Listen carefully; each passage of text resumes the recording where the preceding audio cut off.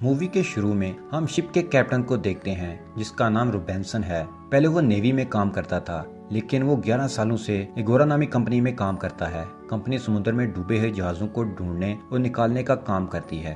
फिर एक दिन कंपनी अपने कुछ एम्प्लॉयज को निकालती है, जिनमें रोबिन्सन भी शामिल होता है। अचानक जॉब से निकाले जाने पर रोबिन्सन काफी दुखी होता है, क्योंकि इन 11 सालों में उसकी बीवी और बेटा भी उसे बिछड़ चुके थे।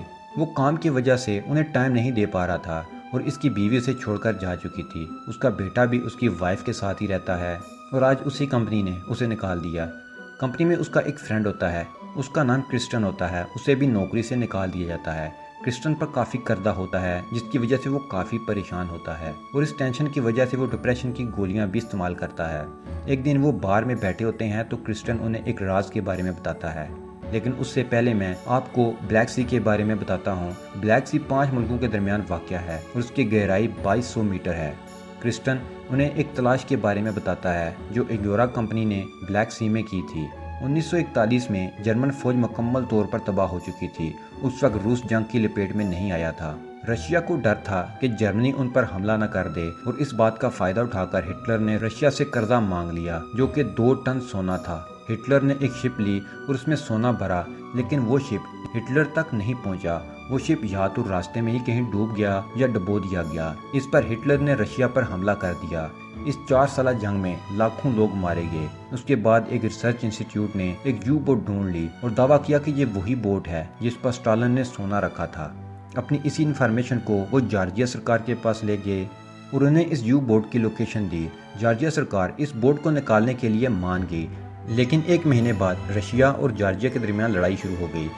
रशिया को बोट की लोकेशन का नहीं पता था, जबकि जॉर्जिया को पता था, लेकिन जब तक झगड़ा खत्म नहीं होगा कोई ब्लैक सी में दाखिल नहीं हो सकता और वो यू बोट तब तक समुद्र में ही पड़ी रहेगी। रोबिन्सन को इस बारे में पता चला तो वो एक अमीर आदमी से इस बारे में बात करता है, क्योंकि इस तलाश में काफी पैसे लगने वाले थे और उनको पैसों की सख्त जरूरत थी। लेविस इस रिसर्च पर पैसा लगाने को तैयार हो जाता है, लेकिन वो सारे सोने का 40% लेना चाहता है। रोबिन्सन तैयार हो जाता है, लेकिन उसका दोस्त डिप्रेशन की वजह से सुसाइड कर लेता है। लेकिन रोबिन्सन नहीं रुकता।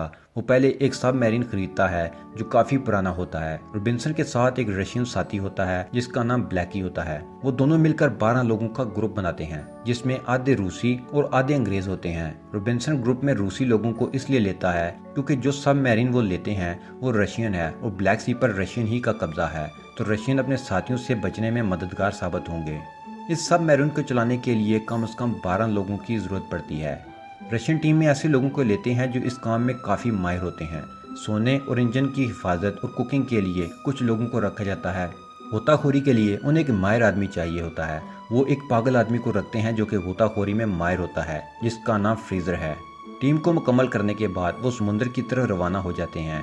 रोबिन्सन नीले आसमान को आखिरी दफा देखता है और सबमरीन को समुद्र के अंदर ले जाते हैं। उस सबमरीन के अंदर ग्रुप से बात करता है कि सबको बराबर का हिस्सा मिलेगा। यहाँ डैनियल इस आदमी का असिस्टेंट होता है जिसने इन्वेस्ट किया हुआ होता है। तो डैनियल रोबिन्सन को कहता है कि तुम्हें ऐसा नहीं कहना चाहिए, क्योंकि यहाँ किसी एक के दिल में लालच आ गई तो वो किसी दूसरे को मार सकता है। तो ग्रुप को यू बोट की लोकेशन मिलती है। इस दौरान रशियन शिप इनके पास से गुजरता है और वो अपना इंजन बंद कर देते हैं और बच जाते हैं। अब वो लोग प्लान बनाते हैं कि गोल्ड के साथ वो ड्राई शाफ्ट को भी ले आएंगे जो उनके सबमरीन पर धमाके से डिस्ट्रॉय हो गया था। अब इस शाफ्ट की मदद से ही वो सबमरीन को फिर से स्टार्ट करेंगे और यहाँ से निकल जाएंगे। अब वो मरीन से बाहर जाते हैं और पास ही यू बोट को ढूंढ लेते हैं। उस ड्राई शाफ्ट को भी पा लेते हैं। जो ट्राली वो अपने साथ लाए थे वो ज्यादा वजन नहीं ले जा सकती, लेकिन फ्रीजर उसमें ड्राई शाफ्ट के साथ इसमें सोना भी भर लेता है, जिससे इस ट्राली का वजन काफी बढ़ जाता है और उसे धकेलने में काफी जोर लगता है। रास्ते में एक खड्डा आता है और ट्राली में से सोना गिर जाता है। सिर्फ ड्राफ्ट शाफ्ट ही वापस आता है। सोना खो जाने की वजह से सब बहुत उदास होते हैं। अब वो सबमरीन को वापस ले जाने की तैयारी करते हैं। इस दौरान डैनियल राज की बात बताता है कि ये सब एक प्लान के तहत किया गया है। कोई अमीर शख्स है ही नहीं।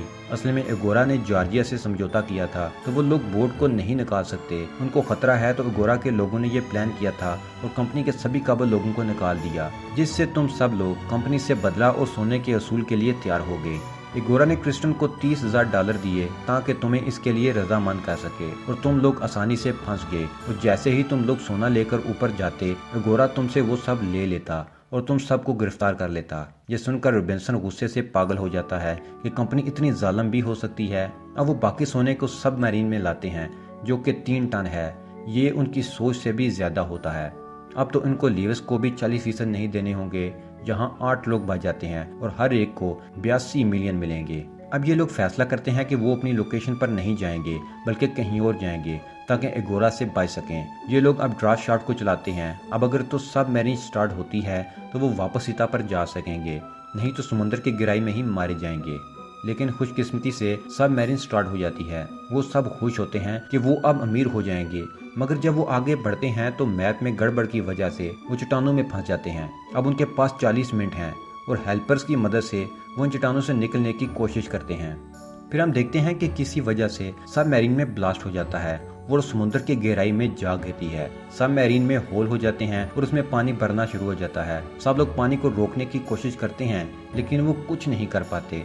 इस हादसे में सारे लोग मारे जाते हैं। रॉबिन्सन अपने साथियों को बचा लेता है लेकिन खुद नहीं बच पाता क्योंकि इन दोनों को बचाने के लिए पीछे किसी एक का होना लाजमी था। अब वो इस सबमरीन में समुद्र की गहराई में हमेशा हमेशा के लिए रह जाता है और इसी दौरान उसे अपनी वाइफ और बेटा भी बहुत याद आते हैं और यहीं ये मूवी खत्म हो जाती है।